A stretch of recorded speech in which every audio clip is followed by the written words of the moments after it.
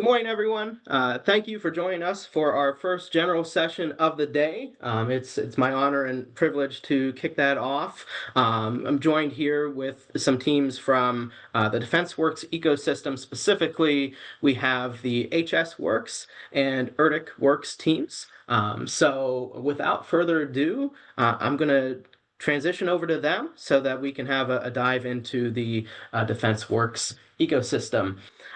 So, without further ado, I'd like to first introduce Mr. Craig Zamery with HSWorks, and I'll allow him to go into more detail and introduce his team. Thank you very much, Joey. Are you able to see the screen right now with HSWorks on there? Okay, perfect. Well, again, good morning and thank you to Joey Scott and the Apex Accelerators team for bringing together one of the nation's largest and most dynamic procurement communities. We're honored to join you today alongside our sister hub, ERDICWorks, and we're excited to help ignite new connections, inspire some fresh ideas, and accelerate the impact we can all make together in support of our nation's security.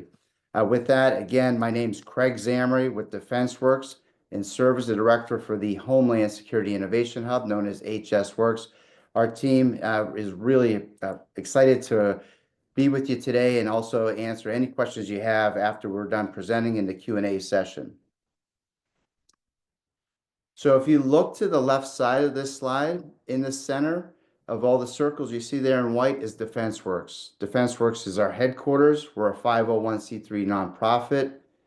The circles that surround our headquarters are all representative of innovation hubs. All of our hubs are under Title 15 Partnership Intermediary Agreements, and that is with U.S. government agencies across the United States.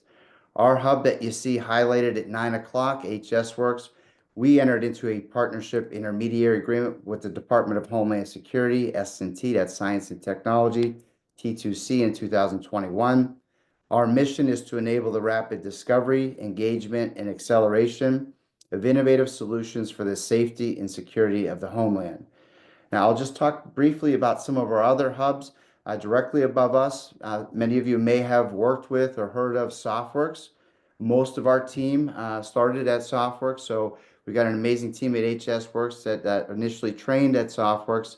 They're partnered with USSOCOM. They're based in Tampa, Florida.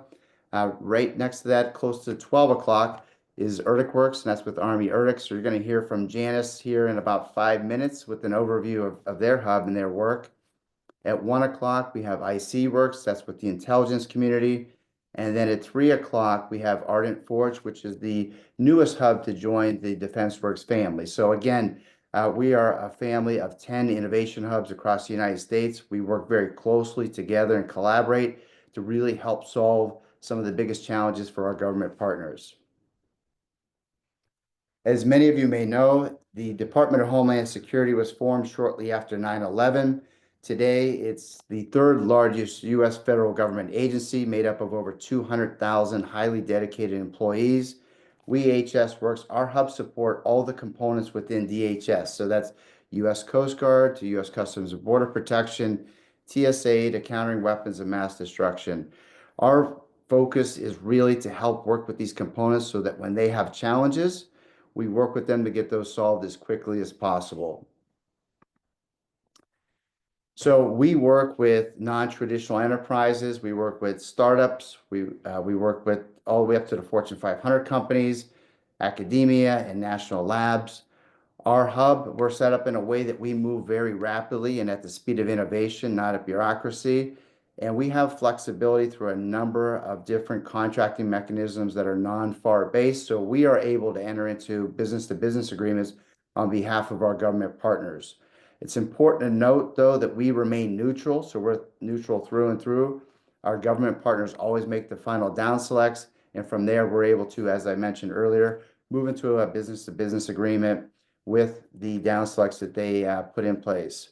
On the bottom right, you see highlighted there is Discover, Engage, and Accelerate. This has been successfully tried and tested by our organization for well over a decade, and it is to help our partners find solutions to their challenges as quickly as possible by enabling the best solutions, the latest, greatest, best-of-breed solutions to help solve those challenges to really secure the homeland and also get those into the hands of the warfighters as quickly as possible. I want to talk just a moment about a little bit about the work that we do and give a couple examples, and I'm sure we'll be able to explain a little bit more in the Q&A session.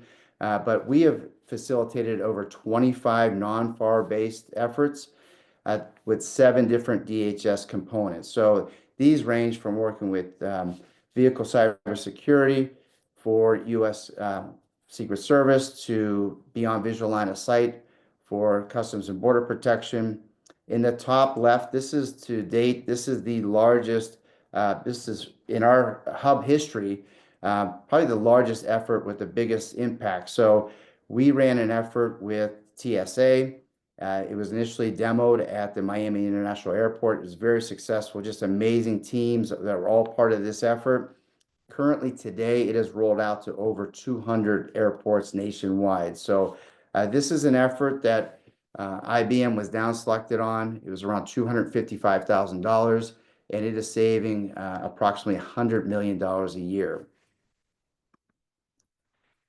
So a lot of companies and organizations may not be aware, but you can actually license technologies from U.S. government agencies. So if you visit the HSWorks site, we have a page dedicated to the technologies that are available for you to license and explore licensing from DHS. So again, we encourage you to visit our website on hsworks.org and go in there and take a look at some of these technologies. And if they're of interest and aligned with the areas of your strengths, please submit. We'd love to talk to you and engage more about that. And this is the final slide, but this is really critical and important. And I know that Bridget will probably post a link in there for you to join as well if you're unable to scan the QR code. But it's critical to have businesses, industry, academia, national labs all involved in all of our efforts to help our government partners solve challenges. So when you join our ecosystem, whenever we push out efforts, you'll receive a notification and you'll have the opportunity to submit and be part of that. So again, we highly encourage you to join the ecosystem, engage with us, and look forward to working alongside you all to help solve DHS's challenges. So with that, I'm going to go ahead and pause at this time, and I'm going to turn it over to Janice Karcher with Defensewerx.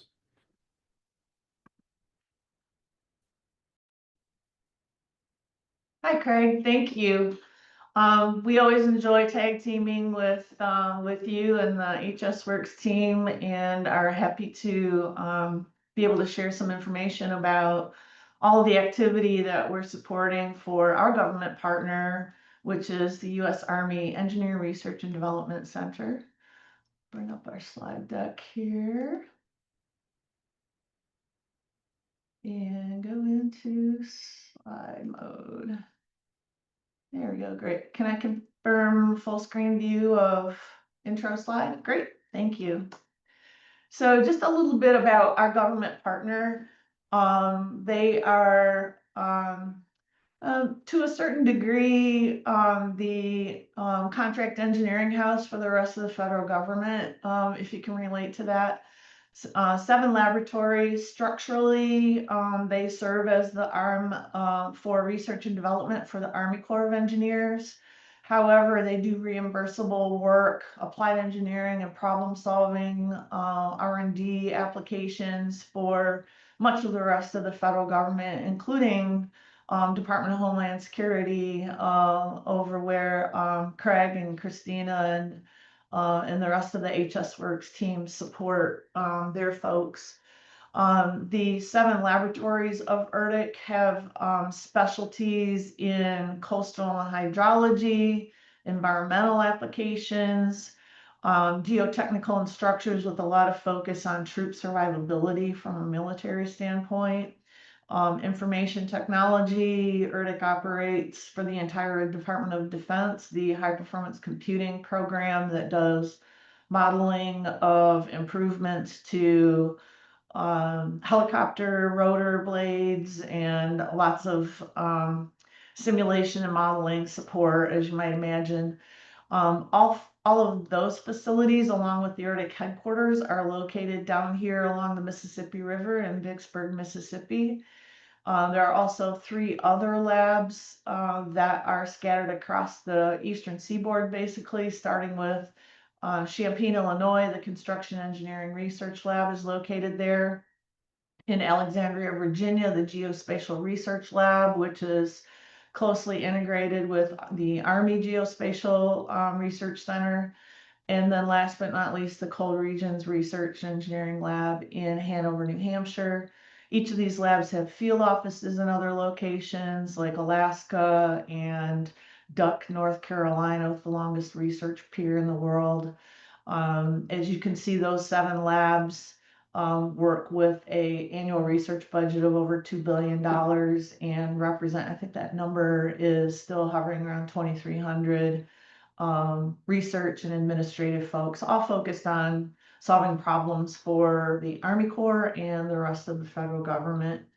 As they do that work, they, similarly to Craig's explanation of how HSWorks got started, they determined that they have 4 goals that they really like to tackle in the creation of ERDICWorks as their partnership intermediary.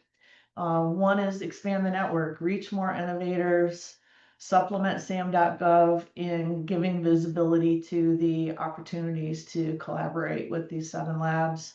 2, leverage the innovation strengths of the labs, and I'll talk more about that in a couple slides coming up. Help them save time and accelerate the progress of their projects and achieve impact. And last but not least, simplify the process for industry and academia to submit solutions and get feedback quickly about whether their concepts are a fit and can help solve the challenges that ERDIC is working on. Is it working? Yes, certainly. From the center circle here, you can see that since the creation of ERDICWorks, we were stood up in 2018 and really started first projects at the end of 2019 into 2020. So since 2020, ERDIC has awarded specifically to entities that have submitted a white paper or proposed scope of work for a cooperative research and development agreement, 309 separate awards totaling almost $1.3 billion. So you can see that there are real opportunities here. They range from $30 million to $30,000, depending on the scope and the challenge that's being addressed. We do support a ecosystem database of folks who we've identified because of capabilities or because you've thought, I'd like to sign up and subscribe and be part of the ecosystem. So we have over 30,000 contacts that we're communicating with directly about ERDIC things. That ecosystem, Defensewerx wide, is over 120,000 different contacts. And by the way, if you go to defensewerx.org, you can select from all of the hubs that you'd like to receive project announcements from. So that would allow you an easy way to check the box for both HSWorks and ERDICWorks, should you be interested. Last but not least, on the right here, we support and help coach folks through application process for patent licenses and cooperative research and development agreements, and are currently featuring over 40 different innovations or bundles of patents that are available for commercialization. So I'll show you a bit about how that looks. So we're operating 2 different websites. ERDICWorks.org houses what we call spin-in, so ideas and prototype concepts from industry and academia. If you're interested to find something that might align with your capabilities or interests, this website is keyword searchable and features projects like the one on the bottom left here. Blast overpressure protection is a challenge not only in the field but in training environments to protect our troops. So ERDIC is currently looking for solutions that address that issue and several others that are currently active. Really easy, low barrier of entry, basic pre-proposal white paper submission is all that is required. And ERDIC can consider multiple agreement types and funding pathways for the projects and concepts that you might bring in that seem to be a fit for their work. I'll give you a couple examples here. The submat project, this matting system that you see on this beachhead is a solution to a problem that in many situations our military finds that unprepared beachheads can be sandier than this and can very quickly erode to the point where vehicles coming off the ships like this are getting stuck in sand, requiring a bulldozer and preparation, repair of the surface. And so this matting system was a solution that was conceptualized, at least in the early stages, by researchers at ERDIC. We ran a tech challenge, and folks will surprise you about their innovation capabilities. A construction firm, and the CEO of the firm was actually the one that proposed and had some knowledge of the materials that are ultimately used in this matting system now in field testing and war game scenarios. This is in the Philippines. And so that early concept from the CEO of a construction company has led to several years of funded development together with the researchers at ERDIC. They've done field testing and demonstration to multiple branches of the military. And now the owner of the construction company has started a new firm called Nearshore Logistics, which specializes in this product. The matting system has gone into production, now has distribution networks and sales reps in place, and has legitimately formed a new operation to deliver this product to both our military and federal government entities as well as commercial markets. So an exciting, great story that moved very quickly from a concept to the delivery of a solution. The ERDIC labs do a lot of work across the board, as you might imagine, based on the description of the lab types and titles that we focus on. Here's another example of 2 different rounds of competitive funding for demonstration projects that address harmful algal bloom. This has been a total of $12 million available in 2 different phases over the last couple of years. So mechanical engineering, civil engineering, trades, and problem solving, those kinds of capabilities are a great indicator of your ability to bring forward some innovative concepts that might fit the work that ERDIC is trying to accomplish with external partners. Our second website, erdicinnovation.org, similar to what you heard from Craig, is our method of featuring patents that are available for commercialization. We also have a full-time commercialization manager who is available to help introduce folks to the process and help coach those who are interested through the process of working with ERDIC to determine interest and evaluate technologies and then pursue licensing or cooperative research and development agreement terms with ERDIC as appropriate. Here's an example of an innovation from ERDIC. This is a expandable temporary perimeter security solution that once stretched out, it lowers down on hydraulics, can accommodate ballistic panels, as you can see, has been utilized in conjunction with Department of Homeland Security at NFL events such as the Super Bowl, NFL Draft, even Mardi Gras this last year in New Orleans. This has seen a lot of field demonstration and exposure to potential customers and is available for commercialization. I'll wrap it up with just a reminder that we have 2 different websites, erdicworks.org and erdicinnovation.org. Every new project that we launch is supported with an announcement email and social media posts. So really want to encourage you all who are interested to visit HSWorks and erdicworks.org. Sign up for the ecosystem. It's basically subscribing to receive email announcements, and prepare for the first concept that you might like to submit in a 3-page white paper. Joey, I'll hand it back to you, and we'll look forward to handling questions, and certainly welcome direct contact from any of the folks in your audience who would like to follow up. Thank you both so much. Appreciate that overview of both of your hubs and kind of gives a flavor for what the Defensewerx ecosystem is all about, especially, helping guide companies through innovation in different and innovative ways themselves. So with that, as our audience is thinking about questions, please put that in the chat or the Q&A. I have some conversation starters here to get us started. This is a great example of the different hubs partnering together.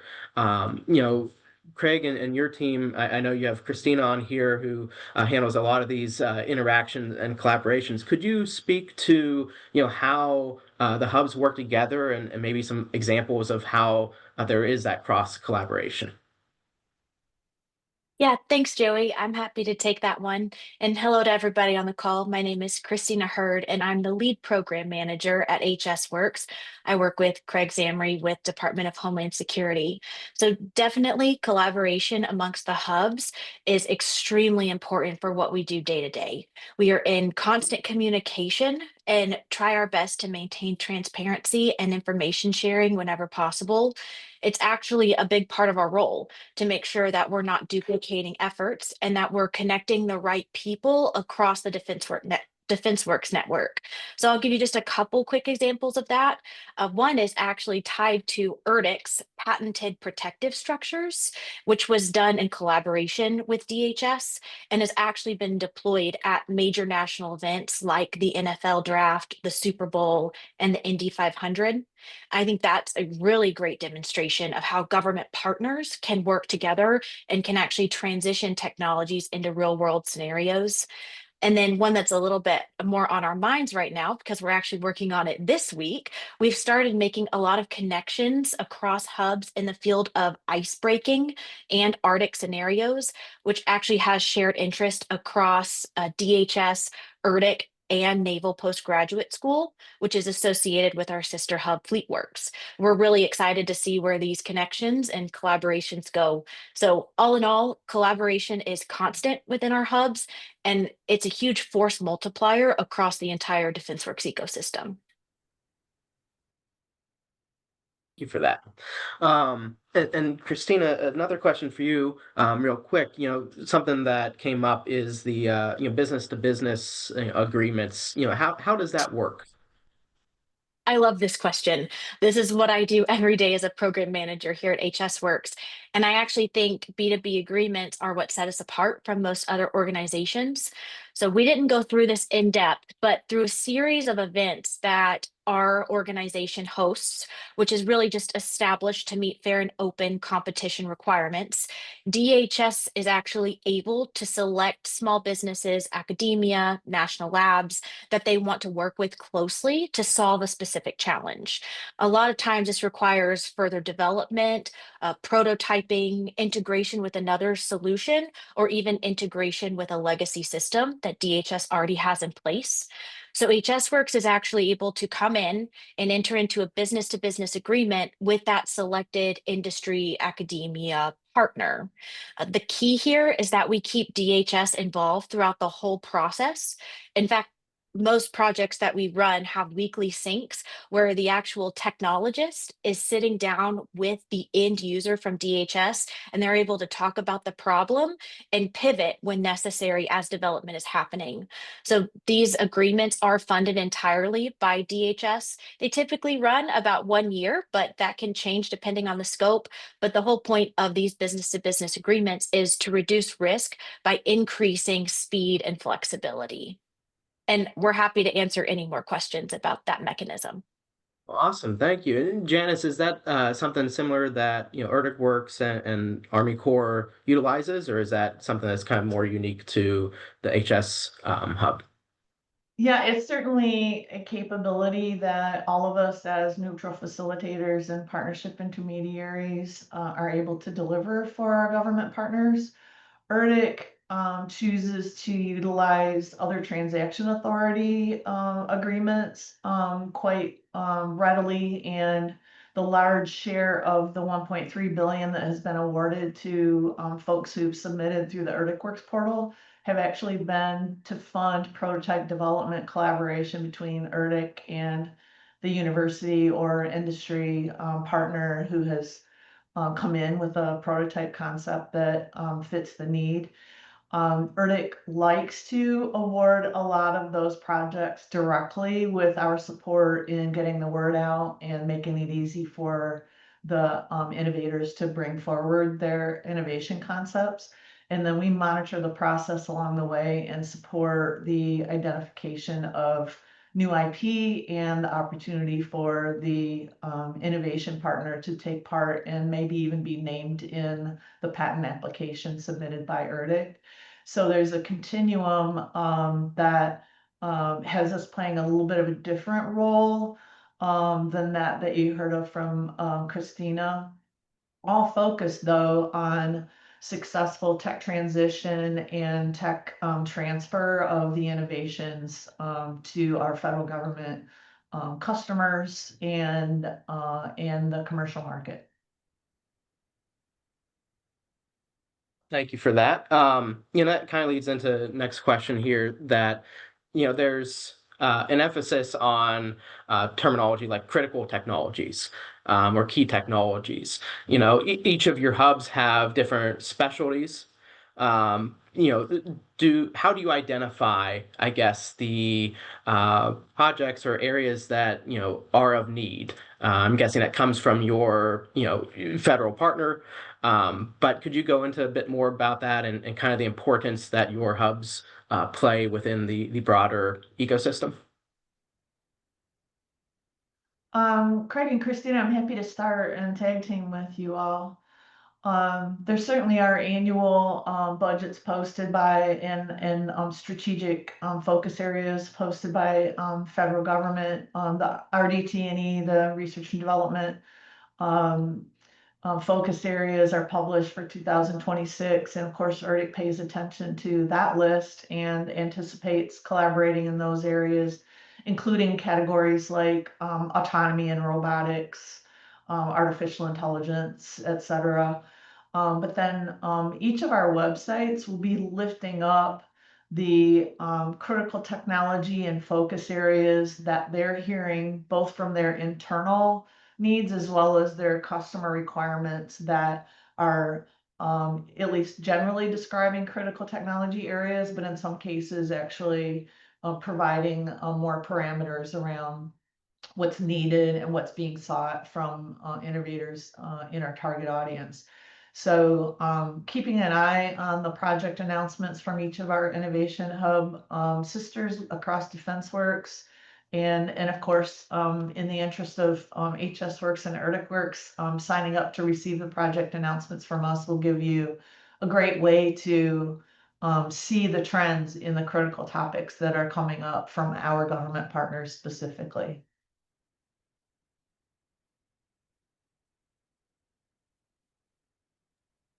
So, Craig, anything you'd like to add? No, I would echo what Janice said. She covered it perfectly, and that's same process that we have as well. So I wouldn't have anything else to add. Thank you, though.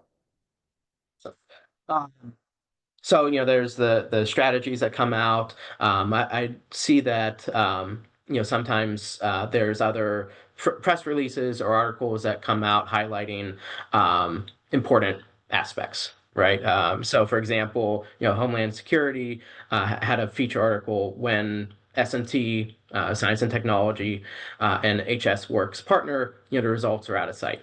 Could you talk about that specifically, that effort and just other, results or successes that have stemmed from these kinds of collaborations? That's a great question. Thank you for that. Yeah, that particular effort, and I'm sure maybe Bridget will be able to post a link into that feature story into the chat. That was one that we ran with Customs and Border Protection, and that was an effort we ran in Virginia. It was the Beyond Visual Line of Sight. Really, really successful because of the teams, the people on the side with DHS. So all those involved from industry, academia, labs, startups. We even had FBI as well as Naval X there. And they commented what we were able to do, our teams in a matter of 2 days would have taken them months, if not a year. So, and we were beyond humbled that DHS pushed out that feature story. I know that went to almost 200,000 people. And again, these are results of just working with great teams and leaders to help them solve challenges. And, I will say there were folks there, just like what we're doing here. We're connecting with the startups, small businesses, and others with Apex accelerators. We had folks that had joined our ecosystem from when we've had, interactions with Apex before that were on site for that particular effort. So again, these are critical opportunities for our hubs to collaborate with Apex and directly help solve challenges for our government partners. So thank you. We have a question here from our audience that I've been trying to figure out best way to ask this. But basically, they're asking, um, you know, for these tech challenges or innovation opportunities, do you have to have a formal, business like a, corporation or an LLC or any other variation, or are there other opportunities for like those individuals, whether it's as a solopreneur or maybe they're a researcher in a university. Do you guys see other opportunities beyond the formal business structure to get involved with these tech opportunities? Janice, did you want to take that or did you want me to start Go that off? ahead. I think returning to the B2B point is a good one, and then I can add a few things after that if you don't mind. Yep. Okay. Sounds great. Joey, in regards to the question, I appreciate that. It is a great question. So we work with a variety, as I mentioned before. Even that one I give the example on for Beyond Visual Line of Sight, we had folks, faculty join from Carnegie Mellon and other universities come down to there. So to really lend their expertise and help solve that challenge.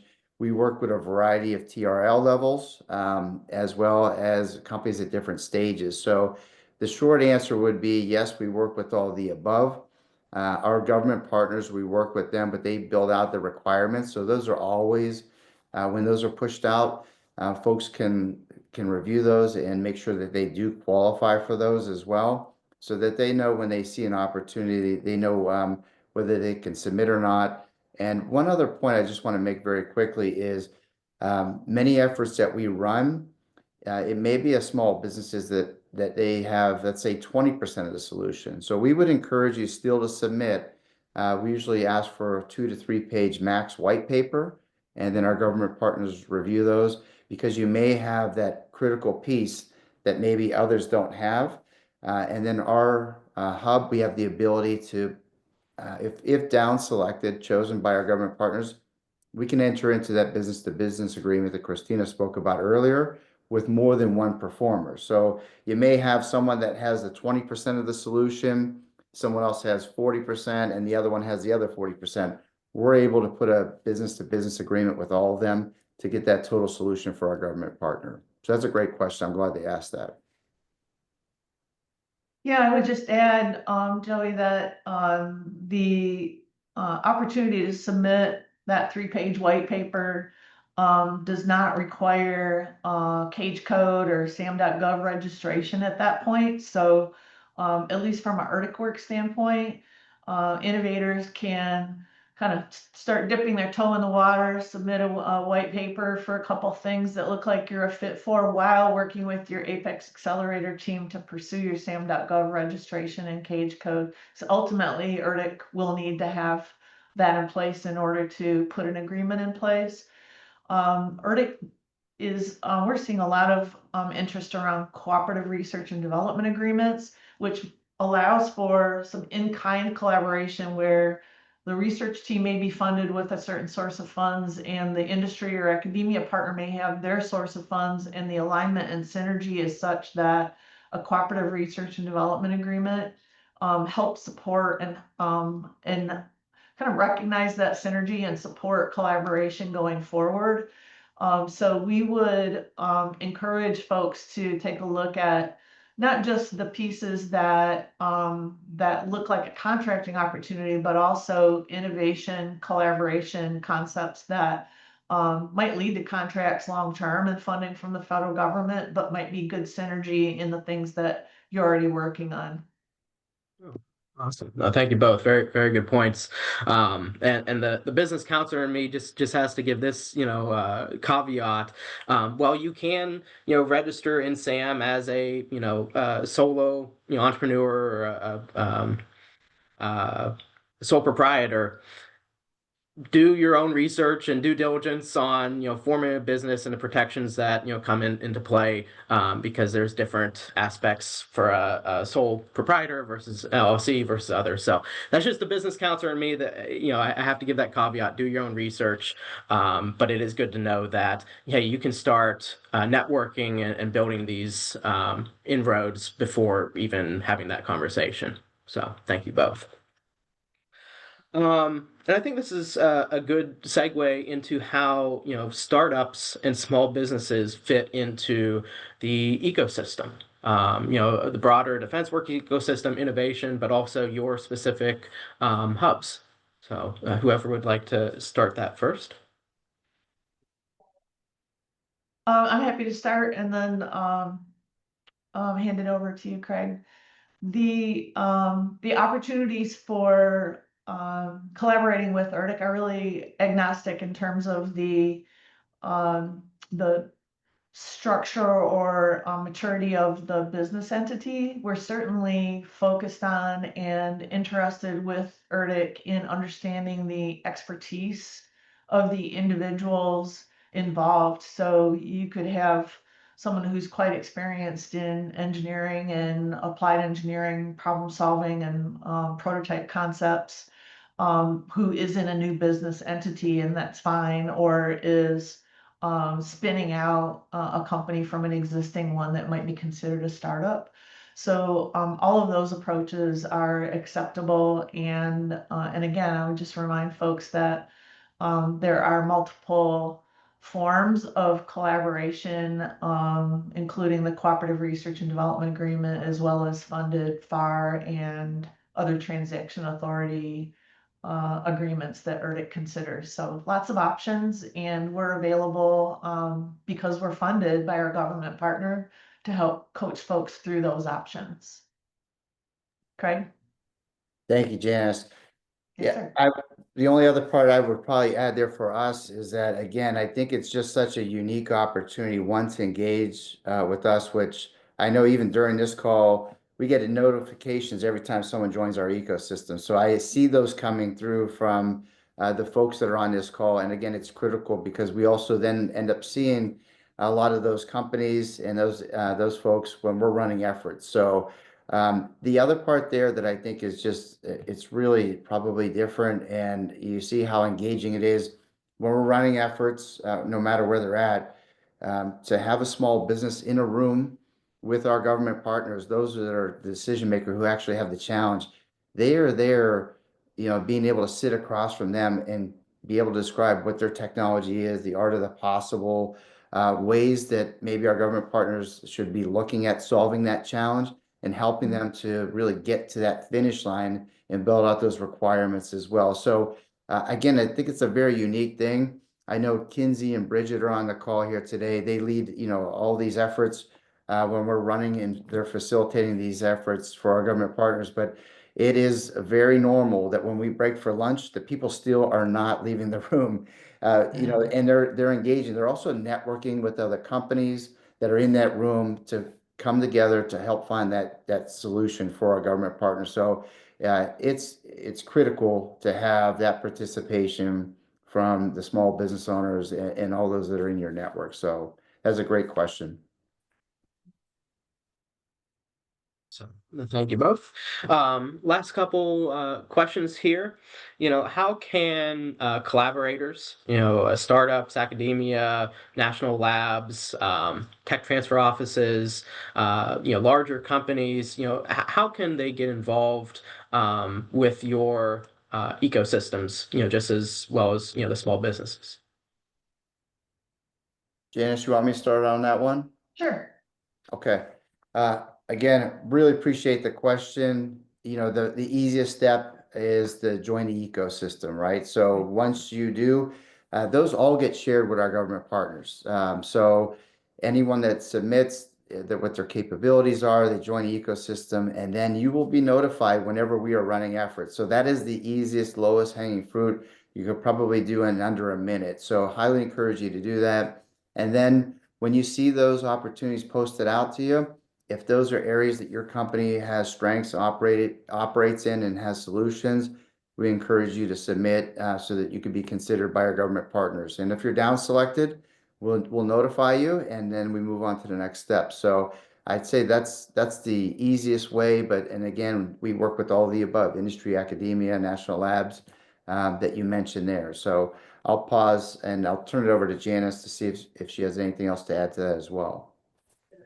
Yeah, thanks, Craig. Just to reiterate, our government partners still meet their obligations to post opportunities on sam.gov, but we're really supplementing that outreach and making it easier for folks to monitor and subscribe, sign up for the ecosystem to ensure that each time a project is announced that looks like it's a fit based on the interest that you've expressed, that drops right into your inbox.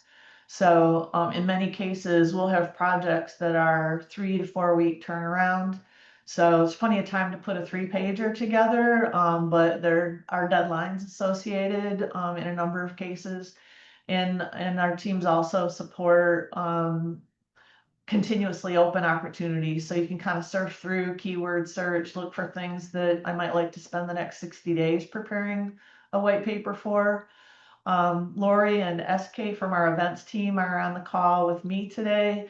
They, along with our project team, are available again to help coach anyone who reaches out and says, I see this opportunity. Can we talk a bit about the process? We know this is a new pathway for a lot of folks. And so we're available to engage and help host the teams or get on a phone call and walk folks through how this process works. But it's definitely being utilized by our government partners to make it easier for folks to engage with them and for them to deliver on the collaboration requirements that support their delivery of the solution. Thank you both. And a couple more questions here before we wrap up. One, I know you have the links to join your ecosystems. Would your teams mind putting those back in the chat so anybody that joined after they were in there can have access to that, please? And that is Absolutely. probably the best way to join the ecosystem, right? Is through that that sign up. Yeah, that's true, Joey. Thank you. And then the other question here is, are there specific descriptions or identifiers for organizations to be aware of to isolate data management focused initiatives across these research and contract platforms? So my first thought is, industry codes, the NAICS codes, or product service codes, PSC. But Craig, Janice, is there anything in your world that would help people with this endeavor? We certainly recommend keyword search and setting up some Google Analytics kinds of searches that kind of keep looking for you. ERDIC has traditionally thought of the appropriate NAICS code for folks that might collaborate with them to be an R&D NAICS code. And as we've learned in many of our team's experience in working with businesses, that a company might have R&D and innovation capabilities, but not utilize a R&D NAICS code. So the connection strictly on NAICS code has been a challenge, and we've kind of moved past that to try to find folks based on really, I think, what capabilities look like they may be a fit or are close, and folks can kind of self-identify whether they're interested to innovate around those topics. But again, keyword searches, Google Analytics, kind of setting up your own instruments to kind of continue surfing the web and looking for project announcements and watching our project announcements specifically, is what I would recommend. Craig, do you guys offer any other options? Now, I'd say, again, echoing mostly what Janice said there, and on our site, we post those opportunities. We're active on social media, so that'd be another opportunity would be to join our LinkedIn page. You'll see things pushed out there. So we push these announcements out. When you're in the ecosystem, you get those. We try to, I know our team is very careful to make sure that it's not a 10-page read. It's pretty clear, concise, and highlight really what our government partners are looking for as well. So I'd say that's probably the best advice is keep an eye out for those when we push those out. Awesome. Well, thank you both so much. And I know we are at time here, so I just want to thank you once again for yourselves and your teams making the time to be here with us today and sharing information about Verticworks and HSWorks and the overall Defensewerx ecosystem. So thank you. I cannot say that enough. And that is a wrap for this session. Thanks, everyone. Thanks, everyone. To